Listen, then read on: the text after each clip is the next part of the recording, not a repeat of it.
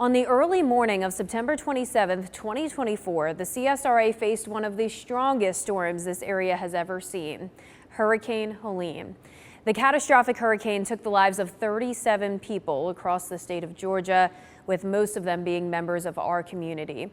In addition to the lives lost, many families suffered tremendously, from losing power to even losing their homes. I have two people with me today that have gone through just that. Their names are Christy and Courtney, and I will introduce them in just a moment. But first, I want to give you the backstory on how I know them. Shortly after Hurricane Helene, I received one of the most memorable messages I have ever gotten from a viewer. It was from Christy. She described that night bracing the hurricane with her family as she watched my live stream on her phone. Christy wrote, "The house was shaking, the noise was loud, and I started hearing crashing. I ran upstairs to get my daughter when the trees started coming through the ceiling." Christy has watched WJBF ever since and keeps up with my frequent school visits. Since becoming a meteorologist has been my childhood dream, one of my favorite parts about my job is to teach kids about the weather and ignite that same passion that I had at their age. Back in August of this year, I visited Waynesboro Primary School. This just so happens to be where Christy works as a first grade teacher, and Courtney is also a school employee and a former teacher. It was incredible and a great surprise to get to meet Christy in person after receiving that powerful message nearly a year ago. That's when I met Courtney as well, and I was amazed by her kindness and joy despite what she had gone through. It means the world to me to know that my live stream was able to help them both that night, and I am so relieved that they are both okay and doing so much better 1 year after Hurricane Helene. Now let's meet them and hear their story of resilience.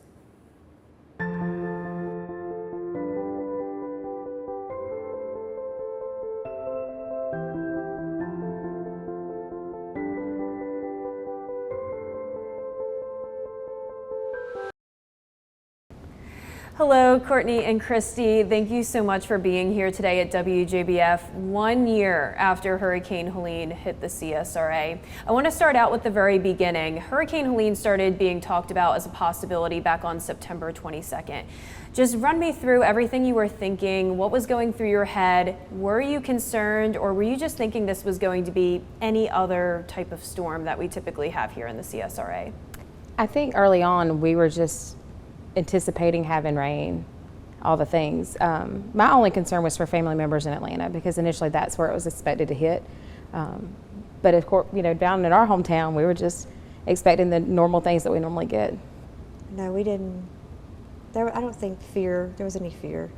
Yeah, I mean, it really was the unimaginable that happened here. I mean, something that you would think would happen somewhere along the coastline. Mm-hmm. We are technically an evacuation area here, right. So a lot of people are coming this way to escape the coast. So I completely understand just thinking there's no way it could have done what it did.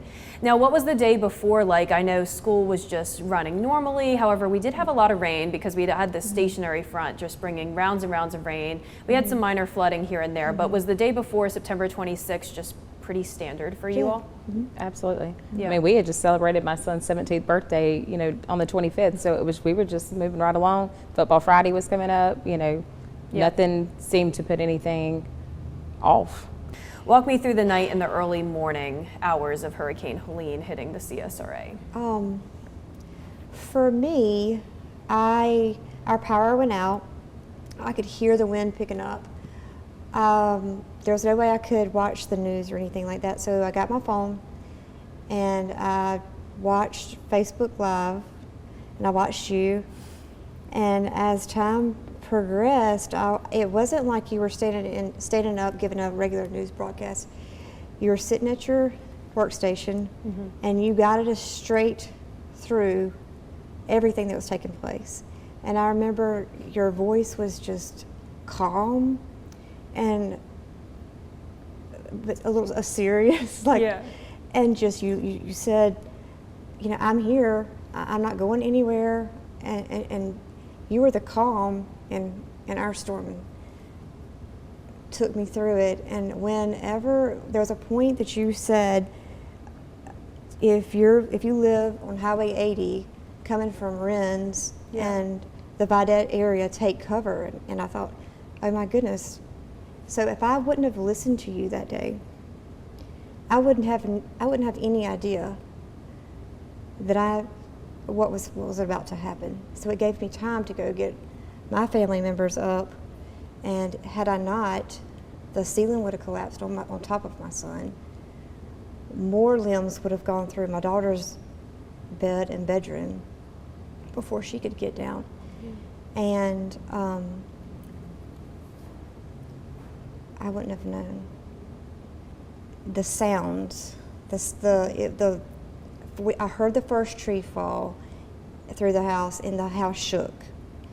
And then the wind was so loud that I couldn't even hear. We had so many other trees and limbs fall through the house and through the windows and glass breaking. I couldn't hear any of that. It was just like a loud roar. And the smell, we began to smell pine trees, like pine sap. And that was another way that we knew something just wasn't quite right. And the pressure in like our ears definitely changed. And the pressure of the house, it was a very unique experience. But none of us were hurt. We were all in the right place at the right time. So I thank you for that. And I think God worked through you that day, that He used your talent. Thank you to for help saying us. that. It was something that people described as a freight train sound. Mm-hmm. It Absolutely. pretty much just sounded like a tornado was on top of everyone's home, because those winds were the equivalent of what would have been an EF2 tornado even. That sound you described, or your ears starting to pop, that's the low pressure of this tropical system. The pressure change was just so drastic, and that was also responsible for making that freight train like sound. And just the damage, I mean, 100 plus mile per hour winds in Burke County, something that has never really happened before. I'm just so glad you guys are all safe. What room did you go into your house that night? We went into our bedroom and closet area, which isn't like in the middle of the home, sort of, because we felt like that was the safest spot with few windows. Yeah. And we had no damage there, so that was good. Yes. Thank goodness. Yeah. Oh my goodness. It was the only room in the entire home that had 0 damage. Wow. The only place you could have been safe that night. And what about for you, Courtney? We had a really similar experience. My husband was actually at work, so it was just me and the kids, and he had called and we had conversation kind of early on when we lost power at 2. And I turned her on Facebook Live, and I was watching, and he was watching while he was at work up here. And so I got all the kids in my bedroom, because I said, at least if something happens, we're all together. Right. You know, and then you started coming on a little bit more, you know, with more information. So he called me, he said, hey, I really think you need to get in the hallway. He said, I really believe something is about to go down. Well, we had gotten into the hallway probably about, I would say right at 4-ish, and at about 4:45, our first tree fell, and the water just started pouring in the house. And then me being me, I went to the front door and opened the door. And I really don't know why. I think it was more like I needed to see what was going on. Like Chris said, you don't know what's happening. It's pitch black dark.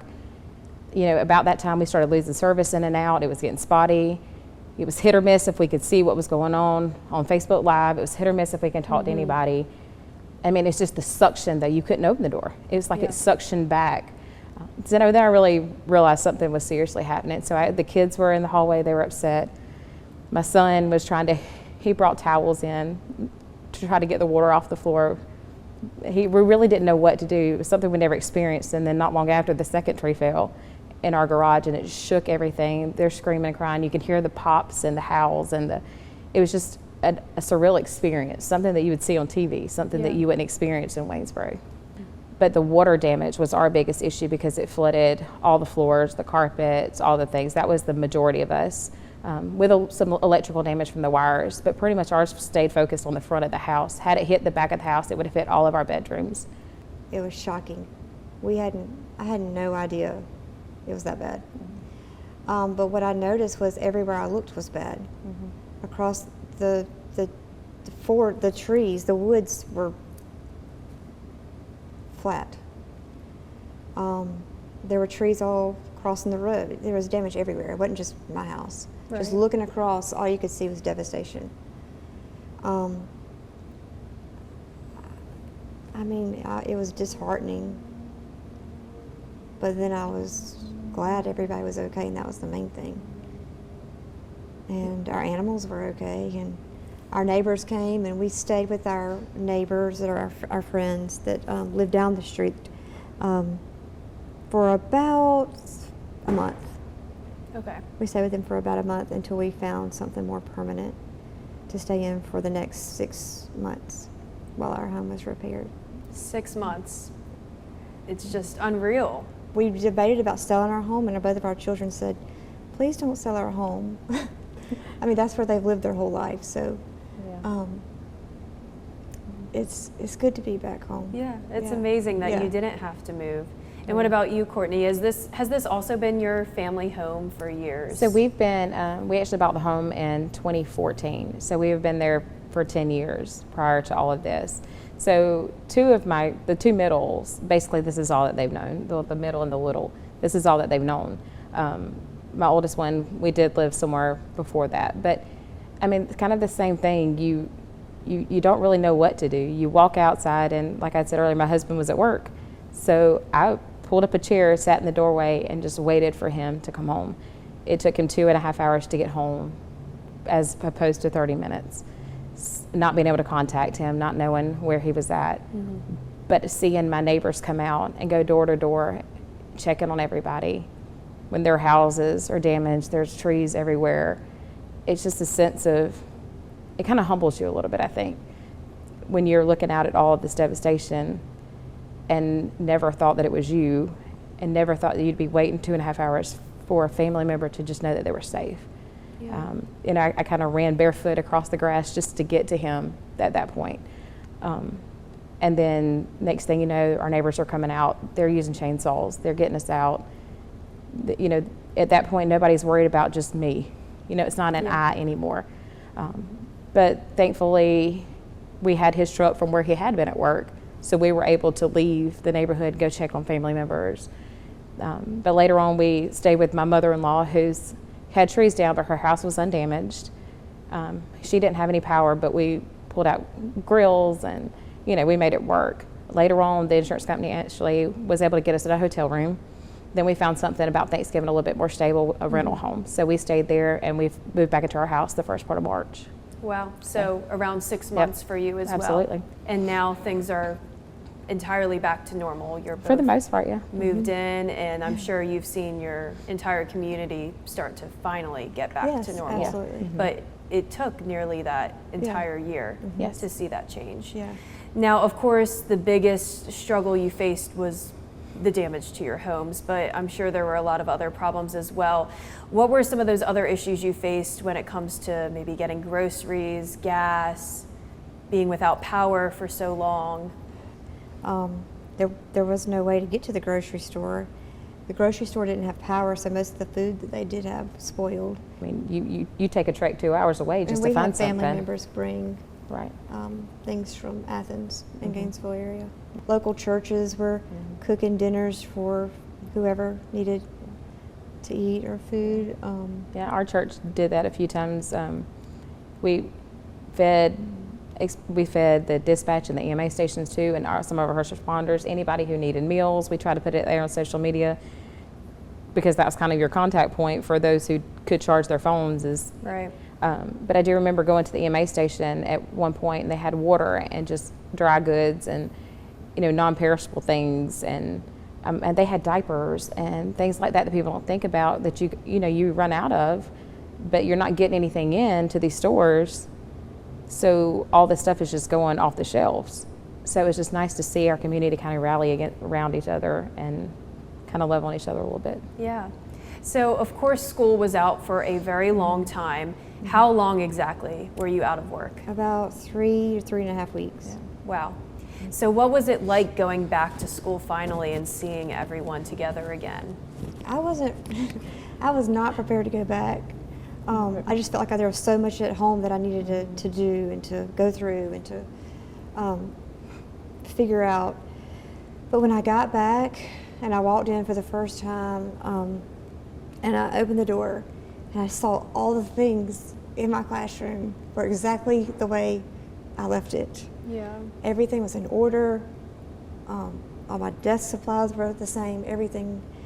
It was just very comforting to walk in. So what I was dreading, going and thinking that was just one more hard thing that I had to do, it was like the best thing. Just because every day I could go there and know it was just a peaceful, organized place where I could do my thing and be myself and be with little people. I think it brought back a sense of normalcy for a moment too. It really did. Something that we didn't have in the chaos. I mean, a lot of us didn't have in the chaos of all of it. I had reached out and checked on all my students and their families after the hurricane, even though we weren't in school, just to make sure everybody was okay. But when we got back that day and the children came, they were so happy to see each other. They were so happy, even though I knew everybody was okay, they didn't know each other was okay. Yeah. So when they saw each other for the very first time, they just hugged, and I just let them play and talk and visit and just be kids for weeks. They taught me just as much as I taught them, probably for the rest of that school year, because they were just so joyful. They were just happy to be there. And I thought, you know what? This might be chaotic for me, and I might not have my own home to go to with all of my things, and my house, when I ride by it every day, is still crushed and not right, and I don't know if it'll ever be right. But when I got there and I saw kids come in each day, 6 and 7-year-olds, and they were happy to be there, I thought, I'm going to look for something every day. I'm just going to look for something joyful every day. Mm-hmm. In the midst of all of this, what's the one good? There's something good that's going to happen every day. Mm-hmm. And so I started writing down something good that came from the storm, or something good that happened that day that might not have happened if the storm wouldn't have happened. And I have a very long list. Yeah. Of That's things. amazing. And I thought, if kids can be happy, then I'm going to choose to be happy too. Yeah. It's cool that you mentioned that, because I do these school visits and I, of course, touch on Hurricane Helene. Mm-hmm. And I was nervous at first about doing that because it's a very sensitive subject. Mm-hmm. But it has always interested me how the kids just light up when I bring up the storm. Right. I mean, they're excited by it, and they're now interested in the weather because of it. Mm-hmm. I do think if there's one positive out of it, it's created a lot of future meteorologists. Yeah, absolutely. I don't think they're fearful. I mean, I know you might think that they would be, but I think they see we made it through it. Mm-hmm. Yeah. And everything's okay now. Yeah, and they saw the community coming together during that time. So they saw the good in it. So you're a first grade teacher, and Courtney, you happen to have a first grade student, or you did at the time. Yeah. And that student, Emerson, was in Christy's class, which is a really cool connection. So when we return, we are going to introduce Emerson, and she is going to give her perspective on what it was like going through Hurricane Helene.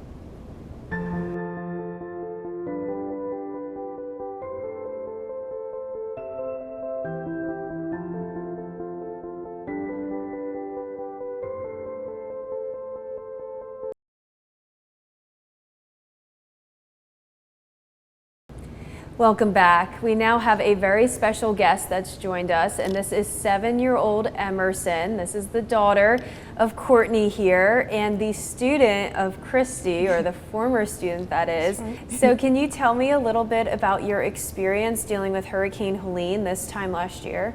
It was really scary, and I was really scared.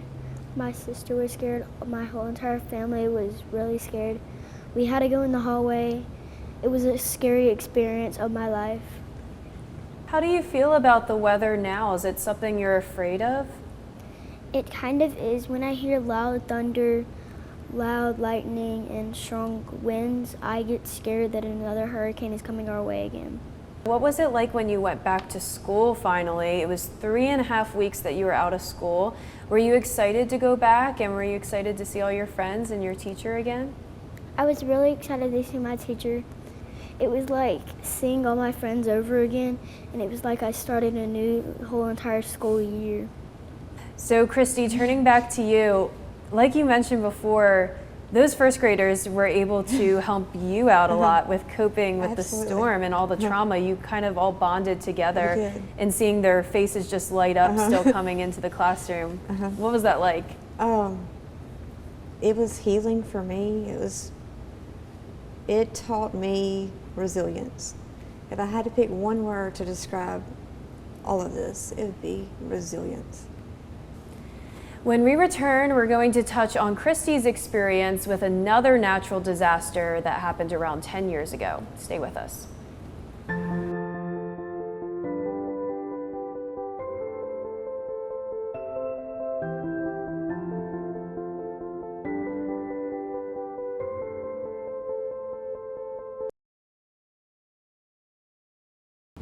Welcome back. Now we are going to touch on the 2014 ice storm because Christy, unfortunately, Hurricane Helene was not the first natural disaster that you went through living in Burke County. So talk to me about what happened back then. And at the time, you actually had a 6-year-old daughter. I did. The age of Emerson. There was an ice storm in same area, CSRA Waynesboro, and that night, as we were preparing for no power and just cold weather and ice on the, an ice storm, which we never prepared for before, a limb fell through the ceiling. My husband went up to see what happened. He realized that he needed materials, a bucket and some other things. So he came back downstairs, and our daughter followed him up. She ended up stepping out, and the floor gave way, and she fell 13 feet face first onto our garage cement floor. So with that being said, she suffered skull fractures, brain bleeding, broken orbital bones, traumatic brain injury, broken arm, and was rushed to the ICU. And during that time, the street lights were not working, so the ambulance was slipping and sliding and spinning all over the roads and went in the ditch and came out of the ditch. There was no power in the hospital. Different floors were just running off of generators. The nursing staff could not even leave for about 2 days. We were in ICU for 3 days, and she recovered, and we had no surgeries, and God is good, and she's in college now and doing great. But I say that to say I'm not weather worried when I heard about this hurricane, which I didn't think was going to be as significant as it was. I'm not weather worried, but I choose to be weather aware. When I hear of a storm, I want to make sure that I'm aware and that I use my resources. And that's something I want to remind people that no, we didn't have power the night of the hurricane. So there was no way I could turn on the television, but what I did have was my cell phone, and I had News Channel 6, and I was watching you through it. So use your resources, make sure your cell phone's charged, and know where you can find accurate weather information. I think it's amazing that you have that perspective of not being afraid. You know, a lot of people would probably want to not even live here anymore after what you went through. And the fact that you're able to move past that and just not live in fear, but instead be prepared and sometimes over-prepared. There's no harm in just preparing for the worst and hoping for the best. Yeah, during the night of the hurricane, I prayed and I watched you. and I wasn't fearful. Yeah. And I won't be fearful for the next storm either. Yeah. She was strong that night. You know, she was comforting her sister who was completely broken apart. Just, offering her little babies that she sleeps with to her. I think we could, like you said before, we could take a lot from the kids and how they're resilient they are and how they bounce back, and they truly just had enough faith to know that they were going to be okay. Right. And you pray for your family to be safe and that you can fix all the other things. But just that amount of bounce back, like Christy had said, is just something you can truly take away from the kids at this age. Yeah. And I realize we don't need near the amount of things that we think we Absolutely. have to have or think that we need. Yeah, that's a very good point Yes. as well. For me, of course, I didn't go through anything even remotely close to what you went through, but just being without power and water here in Augusta for a while. I mean, it was hard, but just seeing the community come together around my apartment complex and just seeing us all here at WGBF come together and cooking for each other and just relying on just not as many materialistic things anymore. Have Very people humbling. reached out to you and reached out to you and told you how much that you helped them?